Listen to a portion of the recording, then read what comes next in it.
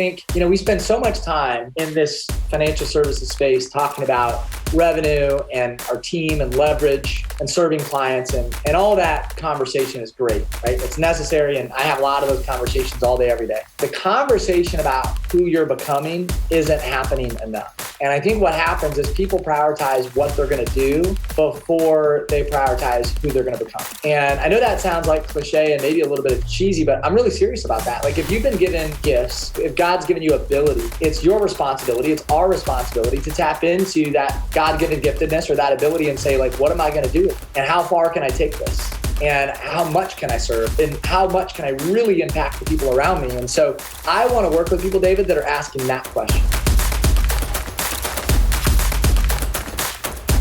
Welcome, Model FAs. I am very excited about our guest today, Jordan Montgomery. So I've known Jordan from afar for a number of years. And recently, over the last couple of years, when we both actually got into the consulting space, started to build a little bit more of a relationship as opposed to just simply awareness. It's just a big deal for me having him on our show. I think it should be a big deal for all of you as well, because his resume is very impressive. And we're going to go through some of his story today. But Jordan is a performance coach and CEO of the Montgomery companies, which is essentially a full-scale coaching and consulting organization. He works with a number of folks in the financial services industry, as well as other industries as well. And we're going to talk about that as it relates to how he broke into those other industries, even with his experience being in the financial services, and how that may be relevant to all of you is, let's say you're working with retirees or executives, and you really want to break into the business owner space. I'm sure there are some principles with how he broke into other industries that you can in turn apply to your strategy as well. So without further ado, Jordan,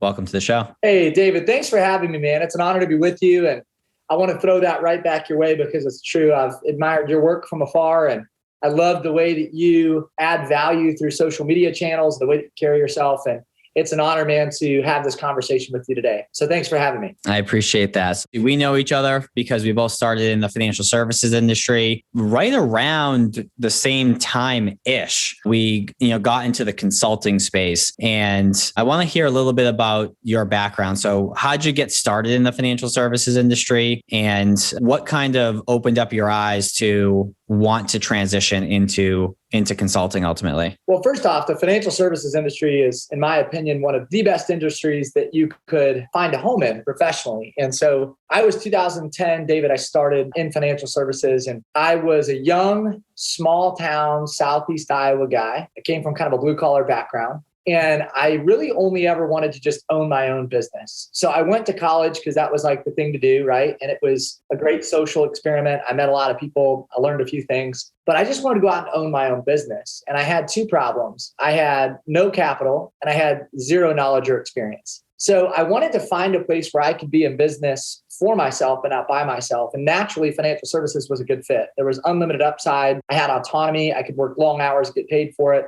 And I knew that I was doing work that made a difference. So for me, it was a very natural thing to choose financial services. I sort of fell into it. I had a couple friends in the industry, graduated University of Iowa 2010, immediately joined with a firm locally. And I've never really looked back. I still work with a lot of financial services firms today. Obviously, I don't do direct planning with clients, but certainly serve a lot of clients who do direct planning with clients. So majority of our clients today are in the sales or financial services industry and love the industry and everything that it stands for. So before we go into the transition from being an advisor over to the coaching consulting space, you had no capital, had no knowledge, being assumptive, originally from the Boston area. When I think of Iowa, I don't think of it being similar to Boston, So with that being said, what were some of the things that you had done to build a successful business? Because not only did you create a substantial amount of revenue in your career, but you also, were in various leadership roles as well. So help me understand,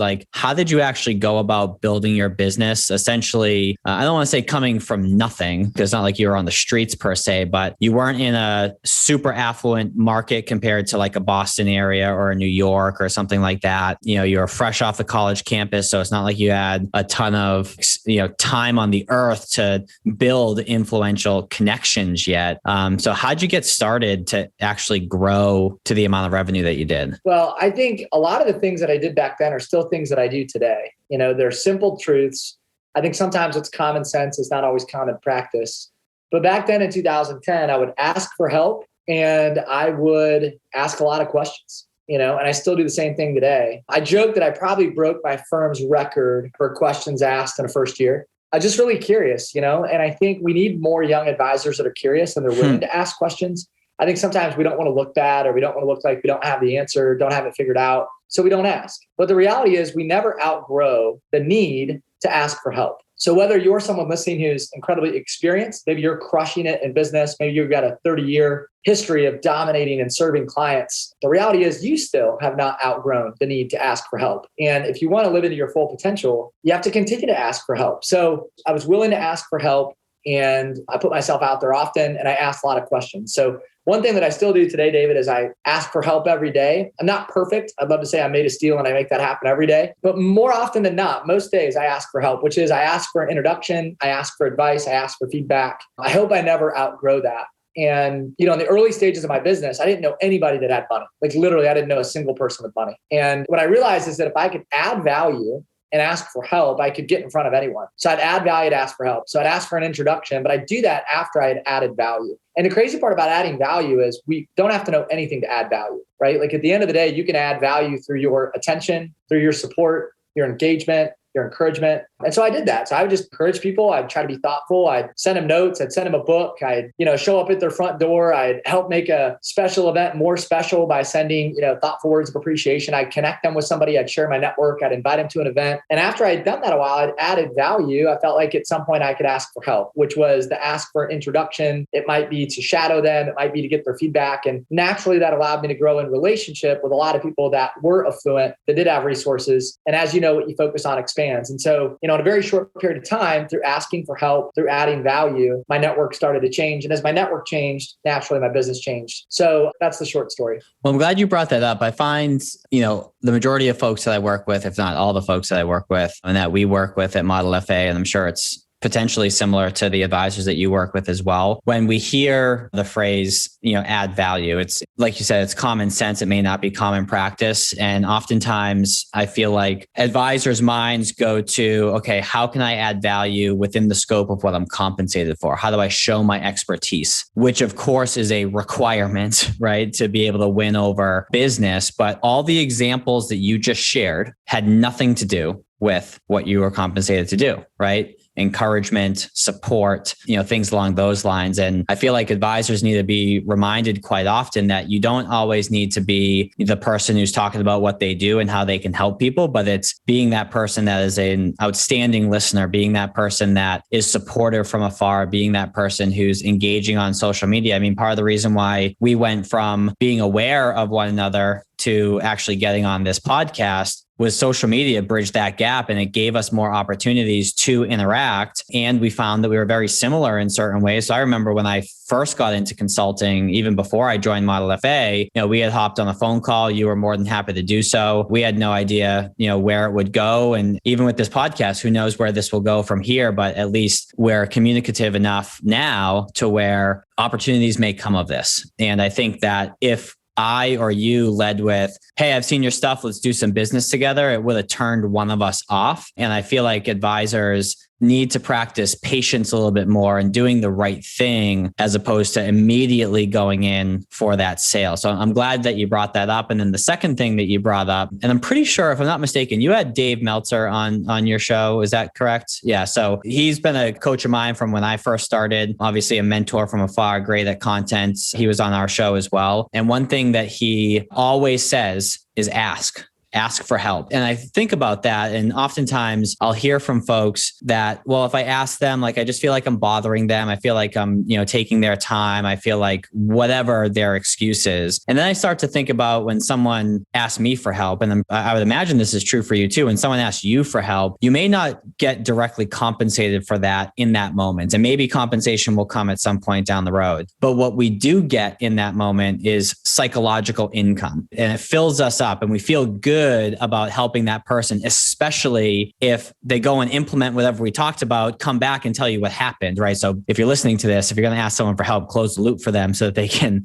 feel good about that. But when you ask someone for help or guidance, you're giving them an opportunity to get that psychological income that you've felt at some point in your life when you've helped someone. So I guess, can you speak to that for a second, Jordan? So like if someone reaches out to you and let's say there's no business opportunity and there will never be a business opportunity, like why are you still taking that call if you're taking those calls? Well, I think a lot of it depends on the spirit of a person. And when I say spirit, I mean their posture, their tonality, the way they approach the situation. And, what I'm testing for, David, is the same thing I hope other people are testing for, which is a coachable spirit. And what I want to know is that the person I'm engaging with is going to do something with the information that I gave them in the same way that I did something with the information that was given to me, right? And I wasn't always perfect. There's times where I missed it. But more often than not, if somebody did share wisdom or some nuggets with me, I would go implement that wisdom. I'd go implement the nuggets. I'd test it out. I'd try it. And then I would circle back with the person and I would share what I had learned. So let's use David Meltzer, for example. If David taught me something, and if I was fortunate enough to get 10 minutes of his time and he was gracious enough to donate that to me, I would thank him for it. But then I would really show my gratitude through the implementation and then closing the loop to your point. So I'd circle back with David within 30 days and I'd say, hey, David, you taught me these 3 things in a 10-minute phone call. Or I might say, hey, David, I heard you say this at a talk that you recently gave. We actually haven't met. Or I heard this from you on social media. And I wanted to share with you that I've been implementing these 3 things that you taught me, either directly or from afar. And because of that, it's changed my life. It's changed my business. It's changed my life. It's increased my income. It's given me opportunity. It's allowed me to lead my family better. Whatever the result is, I'm going to share that. And then I'm going to say, thank you. So I've got a posture of gratitude. And if somebody has a posture of gratitude, we're always more willing, right? That's true for all of us. The opposite of that is when somebody reaches out and says, hey, can I pick your brain? Well, nobody wants that, right? That's a kind of a taker's mentality. That's a take first kind of thing. And so I'm testing for a spirit. More specifically, I'm testing for a coachable spirit. There's a big difference between being teachable and coachable. Mm-hmm. Many people learn they're teachable, but they forget to close the loop. They forget to circle back. And because of that, they actually lose the greatest opportunity, which is the ability to build a relationship. And so what happens is they focus on the moment. They learn a little bit, but they sell themselves short. They could have learned a lot more if they would have circled back to grow a relationship. Yeah, I agree. One of the ways that I try and qualify if someone's going to be coachable compared to teachable, I like how you put that. Like I had a call yesterday with a kid named Tom. So Tom, if you're listening to this, I'm calling you out here. So he had reached out, wanted some insight on potentially transitioning, firms and whatnot. And I said, well, it seems like you're very much like in education mode, trying to figure out like what else is out there. So I sent him to a resource. One of our prior guests, Brad Wales, has a company called Transition to RIA, and he has a multitude of videos right on his website. That's all education oriented, just learning about the independent space. So I said, because you're in education mode, why don't you go on his website, consume his videos, listen to the podcast where he was on our show. And then once you do that, reach out to me. I'll send you a calendar link and we'll get back on the phone. And I would say 85 to 90% of the time, I never hear back, right? So it's a way to like protect my time while also figure out who's serious. And if someone actually does reach back out to me, I'm elated and I am more than happy to hop back on the phone because again, it gives me that psychological income. So that's one way that I try and qualify, which kind of goes back and hits on the point, whether it's, Brad in that example, obviously you pump out a lot of content, we do as well. Content helps not just with exposure and awareness and branding and all that type of stuff, but it also helps protect your time while still being a nice person, right? And saying, hey, here's all this valuable information that I already created. So it's scalable. And if you want to reach back out to me after consuming that, let me know and I'm happy to. So a little bit of a qualifier there. So true, man. I love how you just unpack that. And I would say too, because I know this is true for you, David, like there's also something about, and I think Andy Stanley says it this way. He says, do for one what you wish you could do for many. Do for one what you wish you could do for many. So the reality is there are people that reach out that don't understand the art of being coachable and they're not closing the loop, not because they don't want to. Maybe they haven't been in the right environment. Maybe they're young and inexperienced. They just haven't been exposed to the art of that. So some of this too, and because I know this is true for you. And so I'm going to speak for you and take some liberty here. Part of this is also just being a good person, right? It's saying, hey, somebody did this for me. So I'm going to pay it forward. And while I can't answer all the questions and I can't spend all the time, I can do that with one person every day, even if it's a 5-minute conversation. So I love this adage of do for one what you wish you could do for many. And if you have been given an opportunity, if you do have favor, if you built something significant, you've done it because other people gave you that opportunity. And I think we should feel this sense of urgency to pay that forward. So I wanted to be clear that, for us, it's not always about closing the loop. It's not always about this coachable spirit. It's also about, just doing the right thing. And I think that means paying it forward regardless. Yeah. And it's that giving mentality, which oftentimes people are reluctant to give to someone who can't give anything back, but the universe doesn't recognize that. The universe just recognizes the act of giving, and something great may happen in your life that's totally unrelated, but also seemingly related. That's great. Yep. Amen. Couldn't agree more. So let's talk about consulting. So transition from the financial services space over to consulting, and then you kind of split off a little bit. So you leveraged your experience in the financial services industry, but then you also started to do a lot of work with both collegiate and professional sports teams, if I'm not mistaken, and a multitude of other, sales organizations as well. And I think that a lot of what we learn as advisors as it relates to sales and relationship building, mental toughness and mindset, things along those lines, certainly is transferable to other industries. But how did you break in? I'm just curious, similar to like a Ben Newman, who was on a prior episode as well. Both of you have broken into the athletic arena, so to speak, which I'd imagine is just fun. It spices up your day a little bit. You're not only working with one type of person, but coming from the financial services industry, how'd you even break that open? Like, what was the first win that got you into that network of people? Yeah, well, I appreciate that question. It's an awesome question. I'll probably answer it similar to how Ben would answer that question. And honestly, Ben was a part of that experience and that transition for me. So I'll give him kudos. And so much of it too, David, when you're in this space, and this from being in the space, you're dealing with people, and it ultimately all falls inside the bucket of leadership, right? So it's helping people think bigger, thinking more abundantly about what's possible. It's helping them see more, and it's helping them see before. I love how John Maxwell unpacks the science of a leader, right? He says, if you're a leader, you see more and you see before. And if you're a leader who develops other leaders, you help people see more and you help them see before. So you help them see more in themselves, and then you help them see it before they can see it. And that's really the essence of our work, even with athletes. Mm-hmm. So,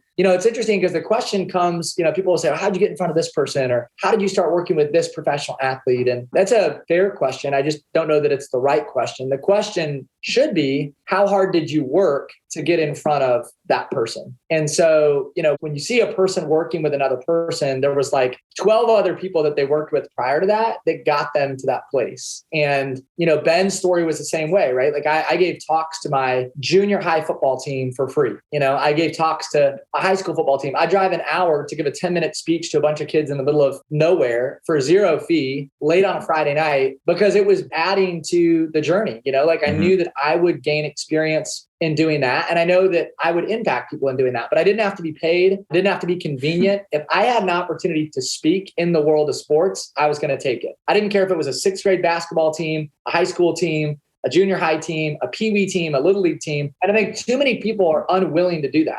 They just won't humble themselves. It's like people say, hey, I want to be a professional coach like you, or I want to speak to Division I athletes like you do. And I say, hey, that's great. But tell me, what 6th grade teams are you working with? And they're like, no, I want to do what you're doing. And what I want to tell people is, well, before I was doing this, I was working with 6th grade teams, and I was willing to do that work for an extended period of time. So it's no different than anything else in life, right? It's like what you focus on expands, and you got to be willing to ask, but you got to also be willing to put in the time and humble yourself to do the little things that ultimately lead to the bigger opportunities. I agree. I think that there's a little bit of inflated egos involved when people are unwilling to do some of those things. I also think, and I try and talk about this a lot. I think I can talk about it some more, and maybe you can too, where it's oftentimes people will look at someone's, chapter 20 and just assume it's the beginning of their book, right? And they don't see the 6th grade, girls basketball team that you spoke to with no fee. They don't see that, I was driving for Uber in the evenings and digging holes on the weekends when I was first getting my business off the ground. And perhaps we could be even more vocal about that to remind people that, hey, even though we're doing this now, here's where it started. And I think that in and of itself does a good job of humanizing us, right? To show that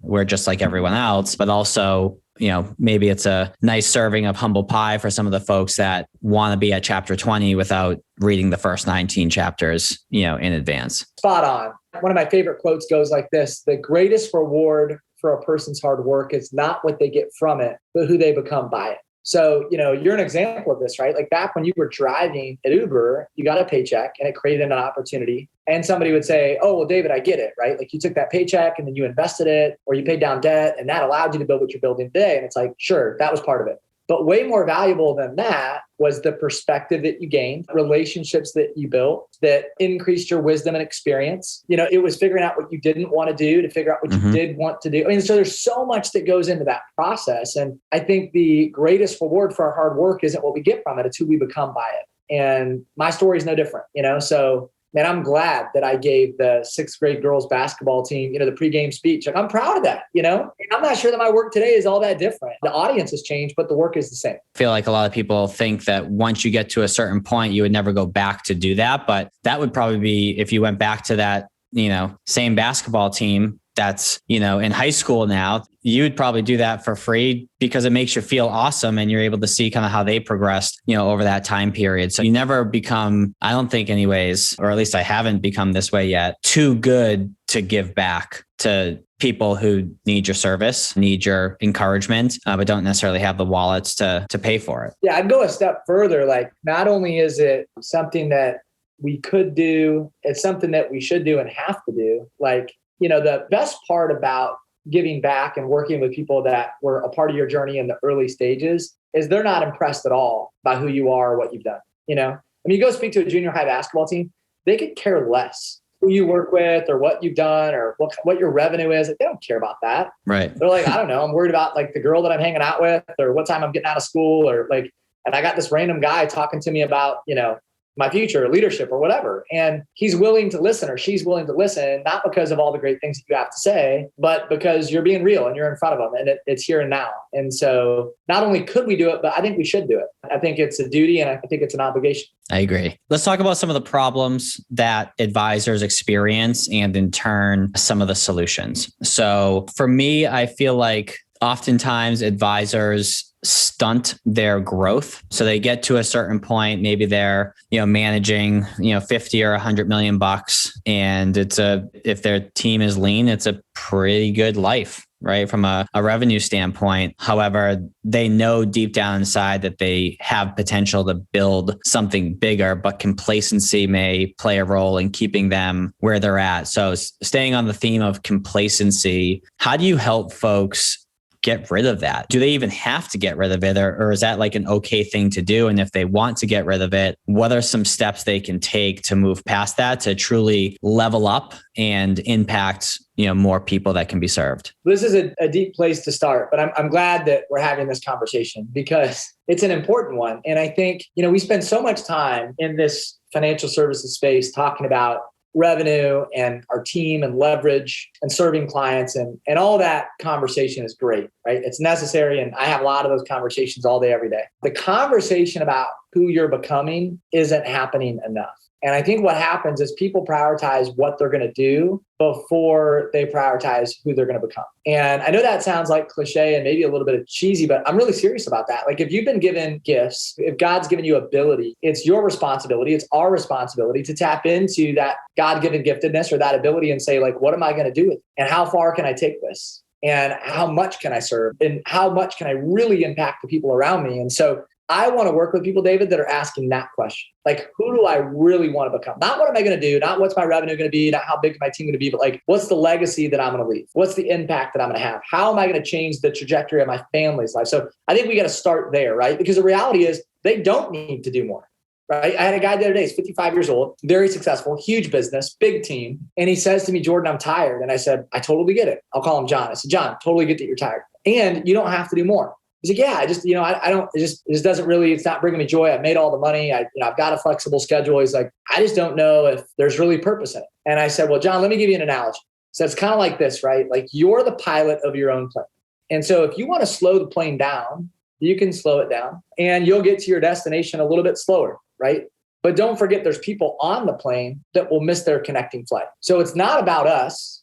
It's about the people on the plane. It's about the passengers. It's about all the people that you're leading, either directly or indirectly. And when we decide to slow down, when we decide to get complacent, we impact the lives of other people for better or worse, right? Like it just happens. And so I think we got to start with mission and purpose. You have to know why you're doing what you're doing. I think you have to ask the question, who do you want to become? And I'm willing to tell people, like I would say to John, dude, I believe in you. And because I believe in you, I'm not willing to accept this current version of you. Like if you tell me you want to go spend time with your kids or you want to go start a nonprofit, then dude, go do that, right?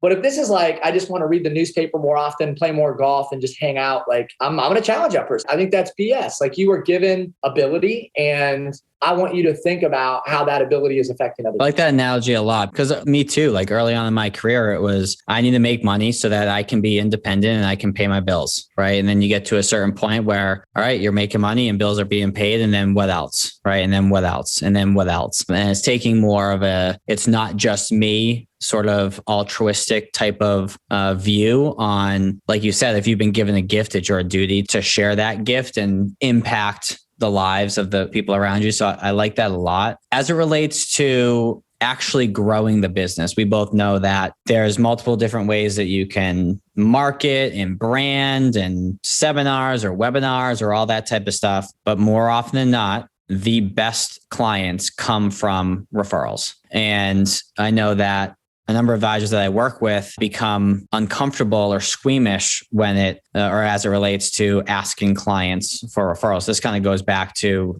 asking, which is what we talked about at the beginning of the podcast. So what advice do you have for folks who have this mental hurdle that's difficult for them to overcome, specifically as it relates to asking for introductions and essentially growing their business, from the folks who they're already serving, and they're just hesitant to doing so. So my question would be how to get over that hurdle. And then I guess specifically, like if you have language around how to go about asking, what would that be? Yeah, it's a good question. And if our audience gets one thing out of today's conversation, it might be this. So if you're listening, you could write this down. It's called two-camp language. And we developed this language because we realized a lot of advisors were not asking for referrals in fear that they were alienating their current audience. So it was like this, right? I'm just going to make this up. If I'm sitting down with somebody that makes $500,000 a year, they're making $300,000 to $500,000, they're doing well, they've been a decent planning client, but I'm really focused on seeing people that make $2 million or more, or they have a net worth of $10 million or more, or whatever your target is.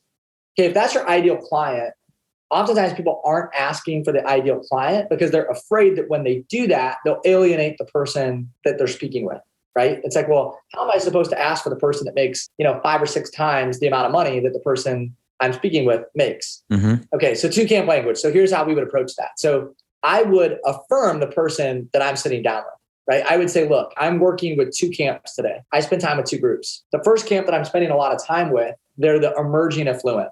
They're people just like you. They're making $300,000 to $500,000 a year. They're doing foundational planning. They're getting the right insurances in place. They're developing a savings philosophy. They're focused on reducing debt and being tax efficient, but they're in the early stages of planning. And I just want to let you know that's a huge part of our business. We love that work. It's very near and dear to our hearts. There's a second group of people that I work with too. And that second group, or the second camp that I spend a lot of time in, is the affluent. I work with affluent people that have done extensive planning. They're typically a little bit closer to retirement. Sometimes they're even in retirement. And they're focused on issues like mitigating tax liability on investment income. They're thinking about retirement planning, succession planning, estate planning. Oftentimes they're in the highest tax bracket, and tax planning becomes a huge focus of our work. And we found that in that space, we can add incredible value. So those are kind of the 2 camps that I'm spending time in. And I'm going to pause there. So I'll come out of advisor mode, but it's a great way to affirm the person you're working with. This work is important to me. I enjoy working with you. I want to continue working with you, and let you know that there's a different space that I work in. Yeah. And I'm going to ask you for referrals to both spaces. And it's the silliest thing. And I know that's like stupid simple, but if you approach that conversation the right way, you should be able to ask confidently and boldly for any type of referral, including the referral or the introduction to your A+ prospect.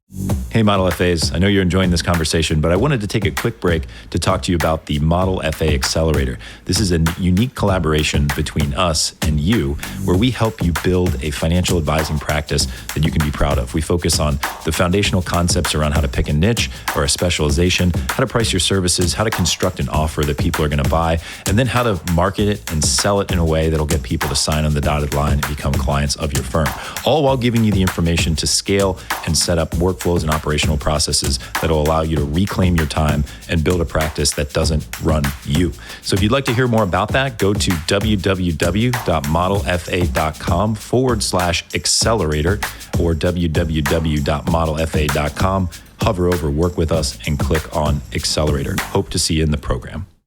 I really like that language. I mean, when I was an advisor, I would say that was the number one thing that I struggled with was prospecting up is kind of how I worded it. And I think that that language is great. However, I don't think that that language will work if you don't do what we talked about at the beginning of the conversation, which is adding value both in and outside of the scope of what you're compensated for. So like we have, similar to your two camp language, we have a system called the Exponential relationship system. And it's the whole idea, rather than bringing on clients by being super salesy and bringing them through a sales process and, asking for, referrals in an aggressive way, we believe that clients give referrals or prospects become clients when you strategically advance the relationship with them and make relational deposits along the way, right? So you alluded to some of those at the beginning, but things could be simply asking for their feedback. It could be, they mentioned in passing their daughter was graduating this year, right? And where,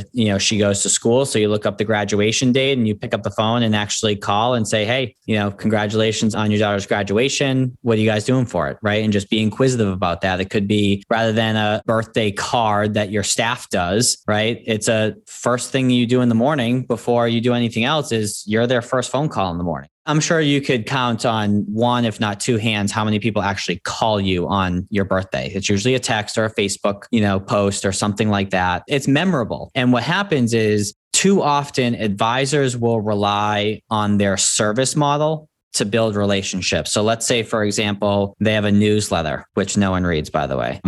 So they have a newsletter and they have, say, 2 to 4 reviews with the client per year and then a birthday card. Well, if they're not actually reading the newsletter, I don't think those touch points count. So you have basically, call it 5 touch points over the course of a year. So 4 review meetings, 1 birthday call. And if you're, say, asking for introductions in 1 or 2 of those meetings, well, you're asking for introductions 20 to 40% of the time, right? And you're asking for something 80% of the time, because the one thing that you're not asking anything in is the birthday call, right? Or the birthday note. But the other 4 times, you're asking for their time, their money, or their network. So essentially, every time you interact with them, you're asking for something. So yes, that should feel weird. And I would probably hesitate asking for introductions if I knew that every time that, they saw my name pop up in their email or on their phone, that I was going to ask for something. So what we believe is you got to have 30, 40, 50 touch points every single year with all of your clients, or at least the ones that you want to replicate and get introductions from. And when I say that, people, their eyes kind of grow and they're like, whoa, like, how do I do that? Well, they don't need to be monumental things, right? It can simply be, you saw that they posted a picture on their Facebook account. Rather than writing a comment, perhaps you actually send a message, or maybe you randomly pick up the phone and just check in and see how they're doing with no ask, at the end. Or maybe, you remember that,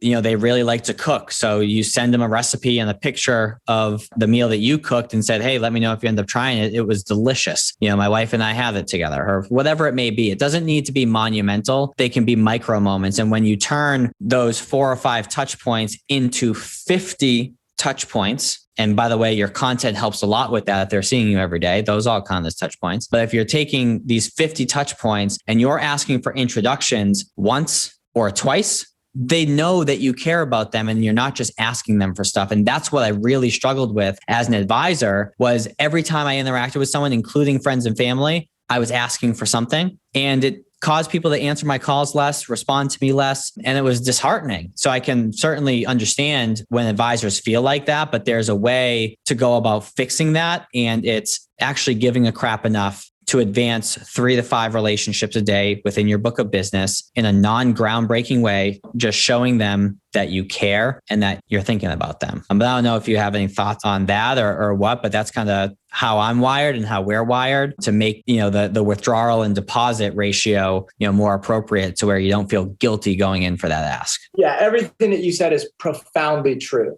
right? And I think people do buy who you are, not what you do. And so I do think we want to lead with who we are. And I think if people like you, they'll listen. If they trust you, they'll buy from you, right? They'll work with you. They'll give you their business. And everything that you just said, David, adds to the trust factor, right? Trust is currency. And it's also interesting. I get asked a lot about what we should say, right? And I'm sure you get this too. Like, hey, give me like the sales language, and I want the systems and the process and the language and the ideas. Well, the language and the ideas only go so far. And if you don't focus on how you're showing up, if you're not really focused on who you're becoming, then you're going to miss. And so a lot of the work that we're doing with advisors today, it's everything that you talked about. It's the touch points, it's adding value, it's building the relationship. We're in the relationship business before we're in the financial planning business. I believe that to always be true. But it's also working on the whole person, right? And it pains me, I think, when advisors are struggling with a certain part of their process. Let's say it's prospecting, right? So you have this young advisor and they go to their leader or manager and they say, I'm really struggling with prospecting. And I think it's very natural for the leader or manager to say, well, let's work on your language. Yeah. And that's normal and that happens. And that is a part of prospecting that is important. But before that, it's how they're showing up. Right? 90% of communication is nonverbal, and it's all the things that you talked about. So are you adding value? Are you listening? What's your energy like? What types of questions are you asking? How are you being perceived, received, and experienced? And I don't think advisors focus on that enough. And so I think personal development starts with self-awareness. And I think in our industry, we got to focus less on what we say and probably more on how we say it and how we're being experienced. And so I couldn't agree with you more. I would sign off on everything that you just said. Hopefully, 2-camp language gives people a framework to ask for the A+ referral consistently after you've established trust, built a relationship, and have added a ton of value. So couldn't agree more. So it's a good segue to your favorite book, and I'll explain why in a second. But I do want to go back to the trust portion. So I really like how you put, people will listen if they like you, and they'll do business and buy if they trust you. And I feel like a common misconception is that, trust just takes time. I don't think that that's true. I think time certainly plays a component, but it's not the only component. I think trust is built based on the accumulation of experiences. So back to my example of advancing the relationship, if you have 50 touch points over the course of a year, or if you have 10 touch points every year over the course of 5 years. So same amount of touch points, just different time for those touch points. I'm willing to bet that if you could figure out a way to analyze that data on their level of trust or whatever, I'm willing to bet that they would feel the same after 50 touch points, whether it happened after a year or after 5 years. So you can certainly accelerate the trust and condense the amount of time by just simply doing more things in the interim and just speeding up that relationship to get them from a new client immediately to a good working relationship over to a loyal client and ultimately transition them to raving fan status to where they just want to see you win and they're willing to help you get there. Yeah, and I'll give you some kudos here, David, because I think there's a specific area where you do a really great job with your business, and you're doing a really great job in a lot of areas. But one area where I think you shine is your social media presence. And there's so many advisors that aren't active on social media. And when we talk about social media, and I'm sure you get this too with advisors, they're like, well, I don't want to talk about what I do, or it's not all about me. And I really challenge that because first off, social media isn't about us. Let's look at it this way. If you really believe in what you do, then wouldn't you share more of who you are with the world, right? We're going to use social media for 2 reasons: to add value and to illustrate our values. And you're doing that. You're adding value, right? You're sharing motivation, energy, ideas. You're making people smile. You're making them laugh. You're adding value, but you're also illustrating your values. So if I go to David's social media page, I know that you value family. I know that you value friendship. I know that you value experiences and travel. I know that you love to be around people. I know that you have a really strong network. So you're showing me consistently what you value. You're illustrating your values, but you're also adding value. And I want to point that out because all of that adds to trust. Right. So what's crazy is in the social media era that we live in, you can trust people without even knowing who they are.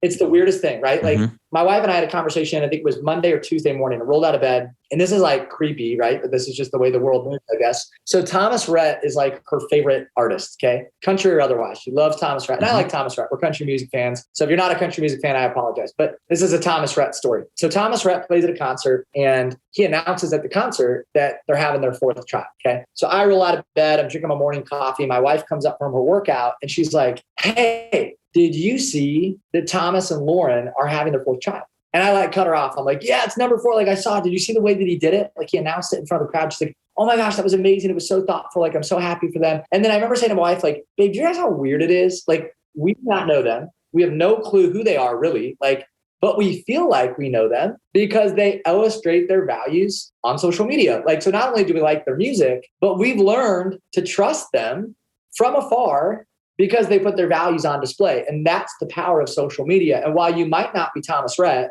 people can learn to trust you when you decide to put your values on display. You're doing a great job of that. More advisors need to be posting more of who they are on social media. Well, I appreciate that. I would expand that slightly to say, yes, it certainly helps with trust. But when you think about it, you're a financial advisor, they're a consumer, maybe they have assets and they need a financial advisor. So at the end of the day, they view you as a service professional that may be able to help with their need, and that's it. But we have a client that they just merged with another firm, but he built a $1.5 billion wealth management practice, a lot of it through his passion of fly fishing. So like if you give people the opportunity, I like to say social media does a great job at leaving clues as to what people are into, what they like to do, and how you can relate to one another. Because if you can find something else unrelated to what you do for work that you're passionate about in tandem with what they're passionate about, they're that much more likely to want to work with you because you have some other similarity outside of a service and a need. And if you're not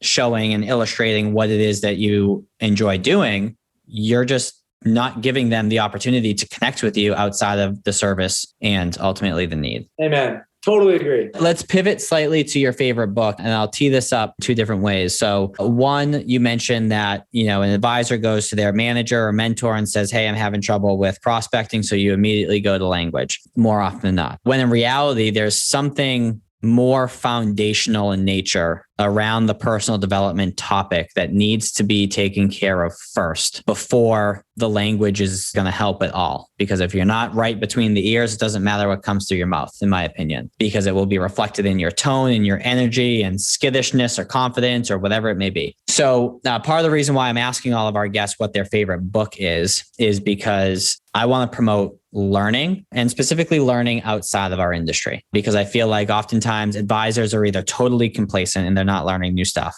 or they are learning new stuff within the confines of our industry. And there's a select, percentage of folks who are actually forever learners, regardless of the industry. So part of this segment is to promote learning and understanding that there's great personal development books. There's great books about other industries that historically we tend to lag behind. So go and get those ideas that they already show work and apply them to our industry. So part of it's, meant to promote it. The second thing that I want to do to tee it up is it's interesting, the favorite book that you mentioned. So it's the Bible. And so I grew up and I was a church every Sunday, Catholic, and altar server, played my guitar in the church choir. And then as soon as I went to college and I could make my own decision as to whether or not I was going to go to church, I stopped. Then it was, to appease my mom, it was, Christmas and Easter, I would attend mass. And then, it got to the point where I wasn't even doing that. And then my girlfriend now, she just viewed her religion and spirituality a little bit differently, where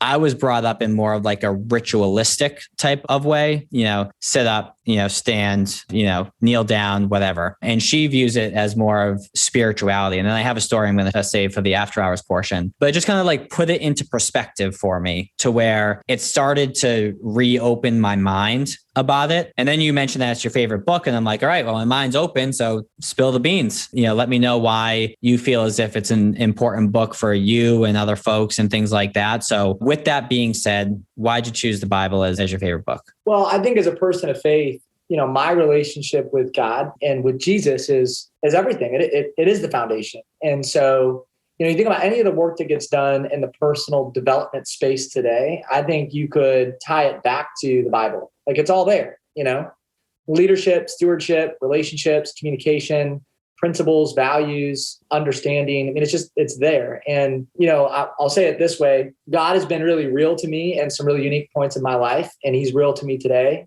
And I want to share him with other people. And if I'm going to share God with other people, I want to understand his truth and I want to know who he is and I want to be a light for his world. And so the Bible is not only a self-help book, but I think it's a playbook. It's a playbook for how we should live and operate, interact. And I want to be a good steward with what I've been given. So I think in today's world, David, we do have to be careful, right? I mean, and this is just my truth, right? So I'm a person of faith. It's my truth. It's my faith. It doesn't have to be your faith. But if you're asking me like, hey, what's your favorite book? And asking me to respond to that in an authentic way, that's just my authentic, response.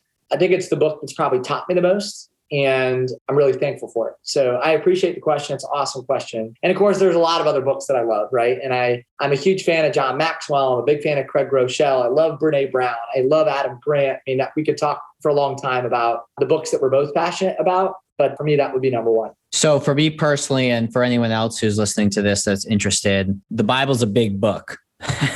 And the good thing about it is that you don't have to start at page 1 and, at the very end and go in order. There's specific excerpts that you can go and just kind of dive into. So for me and for anyone else who's interested, what's a good place to start if we're not going to start by reading cover to cover? Is there a particular excerpt where it's had the most profound impact on you? And if so, what is it? Yeah, I would start in the Gospels. So Matthew, Mark, Luke, and John are the books that I would start with. Like if you're somebody, you're like, man, I haven't read the Bible. I don't even know if I believe in the Bible, like whatever, right? And you're just like curious as to where to start. And look, I don't know the Bible. Like I wish I did, right? Like it's a dense book. It's a thick book, but I admire it. I respect it. And it's meant a lot to me. So I didn't know anything about the Bible. That's where I would start. And I would start there because it describes fully the life of Jesus. And so I think it's a great foundation for understanding why the Bible was created, what it means today, what it meant, throughout all time. So that would be my short response. Cool. Appreciate it. So before we pivot over to the after hours section, I think you'll appreciate and get a chuckle out of my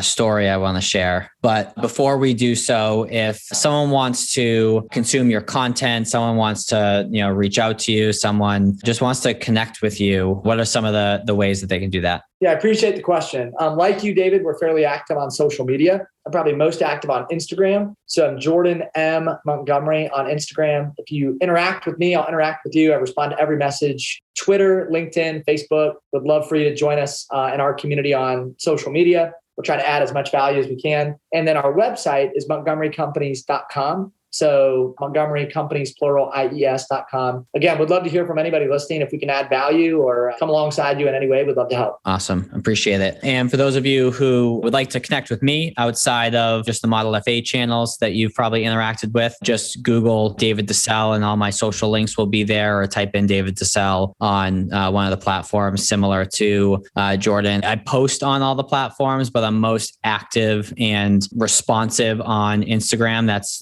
platform of choice. Also, if you found this episode helpful, which I'd be hard pressed to believe if the answer was no to that. So I would assume that you found this episode helpful. I would really appreciate you sharing this with someone that you know, whether it be in the industry or outside the industry. I think there's a lot of things that we discussed in this conversation that are applicable regardless of kind of where you're at in your career. So I'd appreciate the share. Also, it would really help with our visibility and listenership if you went and left a review on iTunes. And as a thank you, if you go ahead and do that, just do me a favor and screenshot that and shoot me a text at 978-228-2000. 978-228-2338. Again, that's 978-228-2338. And just text me that picture with Jordan so I know which episode it's from. And what will happen is you'll text that, you'll get a quick automated response for you to enter in your first and last name. And then beyond that, it's actually me talking with you. It's not like an automated system or anything like that. And as a thank you, we have some referral methodology that's slightly different. I think very complementary to Jordan's language that he shared earlier, the 2Camp language. So as a thank you for leaving that review, we'll go ahead and give you a link to where you can access those 2 training videos. So thank you in advance for doing that, and happy to add some value with some of that training. With that being said, we're going to head into the after hours portion. So Jordan, appreciate you joining, and we're going to head into the other side. Hey, David, thanks, man. I just want to say before we sign off, appreciate you, appreciate the work that you're doing. I love what you're putting out in the world. And I want to say congrats on all your continued success. It's been fun to follow your journey, man. And I'm honored to call you a friend. Appreciate it. Likewise. And let's go have some fun.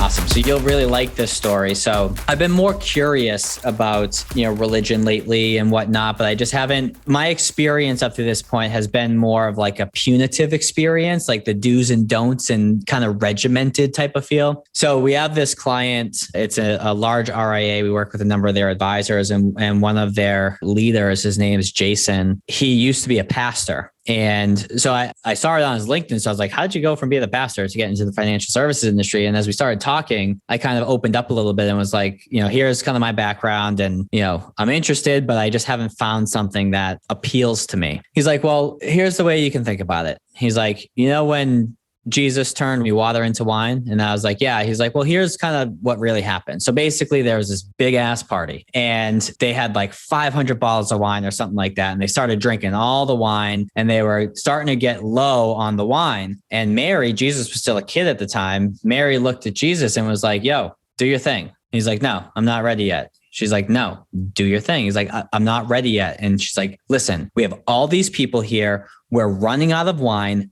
Do your thing. And he was like, okay, fine. And then he turned water into wine. And I was like, yo, that's such a cooler way to put it than when I grew up and heard the story. So it was like, it just kind of like opened up my mind a little bit, where I was like, okay, that's actually really cool. It's not like a chore, to listen as it was when I was growing up. So that's my little out of the box, funny story. Yeah, I love that, man. I love that. Well, it should bring joy, right? Like faith and living a life of faith, it should be adventurous and exciting and awesome and joyful. And I think for so much of our culture, it's been about like obedience and instruction and discipline and doing the right thing. And I mean, faith is certainly both parts, but I think being filled by faith and being someone who strives to believing in Christianity would be my faith. I think it's about having joy and having fun. You know what I mean? Like, it's crazy to me that there's so many people that have had experiences that unfortunately have turned them off to faith. And I think the church is a big reason for that, unfortunately. Yeah. So I'm starting to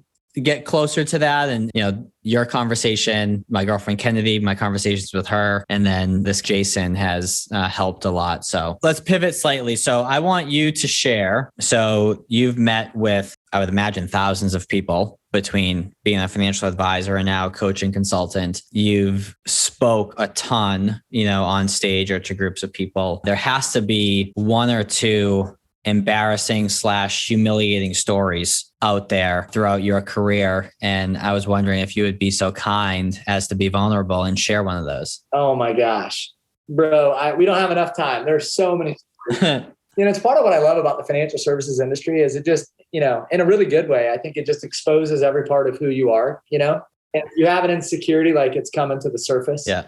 I'll tell one. So I was involved in this situation. I wasn't the one who said it. And man, I don't know. There's like 4 or 5 stories hitting me. Here's one that just comes to mind. I don't know if it's the most embarrassing, but it was pretty bad. So I go out with this junior advisor, and this guy had just gotten his Series 7 license. And so finally gets in front of this fairly affluent client. We're both excited, really excited about being in front of this client. And, he's got a large sum of money. It's we know that it's ready to be managed. He just retired. There's a rollover opportunity. And this kid, he had, his experiences was really in insurance. He had done mostly risk management planning, but he gets a 7, he's starting to learn investments. He's getting excited. And so we're sitting down with this affluent client, And like literally in the first like 2 minutes of conversation, he looks at this young guy and he's like, so tell me, what are your account minimums? And this is like, we're starting to get into business conversation. It's an important client, like big opportunity. And remember this kid, like background in insurance, right? This guy says, so what are your account minimums? And this kid like very boldly says, oh, $25 a month. And the guy's like, what? And so I just remember I remember being so embarrassed. And I'd like jumped in and explained, like, I think he's talking about risk management. Like, needless to say, we did not get the business. The guy was not impressed by our account minimums being $25. So much of that stuff. And while that's not like the craziest and most embarrassing story, I feel like that was like my first 3 years in the financial services business. It was those awkward moments. Speaking wise, there's been times where I've just forgotten stuff. Like I'm in the middle of telling a story and I forget where I'm going and I've had to just stop and own it in front of a large crowd. Like that's been pretty embarrassing. Yeah, but man, you'd have to give me more time to think of like the really good story, but there's certainly been a lot of them over the years. How about for you, man? If I were to throw that back to you, what's the most embarrassing story? I would say, and I've shared this on a prior episode, but it's really good. And I think that you get a chuckle out of it. So as I was winding down my financial services practice and getting into consulting, is when I wasn't producing any more revenue on the financial services side. I hadn't yet gotten revenue from, consulting yet or entirely took the leap of faith. And as I mentioned, part of that bridge was in the evenings, I would drive with Uber, right? Have a big slice of humble pie and then walk out the door and hop in my car. But I still had responsibilities with financial services and reviews and whatnot. So I get this request and, it's like 8:30 at night. And mind you, my business up to this point was primarily insurance based. And I had probably 5 or 6 like decent wealth management clients. And when I say decent at the point, it was like between 200 and probably 800,000 in assets on a per client basis, nothing crazy. And so I get this request. It was like 8:30 at night or so. And I go and pick them up and they're walking to the car and I'm like, shit, this sucks. It's one of my wealth management clients whom I was managing like $300,000 or $400,000 for. And I had a review already scheduled with them like 2 or 3 weeks later. And I played it off fairly well because I said, they walked in, they were like, David. And I'm like, hey. And they're like, what are you doing? And I was like, oftentimes I'll get like reschedules or whatever during the day. So since I'm already in the city, I just turn this on and make a couple bucks. And if I'm in the city, I'll just turn it on in the evenings, just to pass the time. I'm young and single and nothing else to do. So I feel like I played it off pretty well. And I walk into their house, a few weeks later, all suited up and neither party said a word about it. Like it was just like known, like, wow, that was really awkward. So that would probably be trust me, I've done a lot of embarrassing stuff, but that would be probably one of the most embarrassing things that happened to me. Oh, dude, that story's hard to beat right there. That's classic. You need to, like when you speak, bro, you got to open with that every time. That's well, there's good. also, there's plenty of other embarrassing stories, but those are like after hours stories, not meant to be recorded, maybe after a few cocktails. Well, Jordan, I appreciate the banter at the end. I appreciate a friendship up to this point. Excited to see where this heads throughout the year. I mean, how old are you? 33. Yeah. 33. I'm 30 years old. So we still got plenty of time on this earth and plenty of time in this profession. So excited to see where it heads. And for now, we're going to sign off. For everyone still listening, appreciate you spending some extra time with us. Hope you got some value. Don't forget to connect with Jordan, connect with me if you're not already connected. Share this, leave a review. Go do something great. Be a nice and kind person and be sure to add value outside of the scope of what it is that you get compensated for. So Jordan, thanks again for joining. David, thanks for having me, man. Such a blessing to spend time with you today, man. Appreciate you. Awesome. Take care.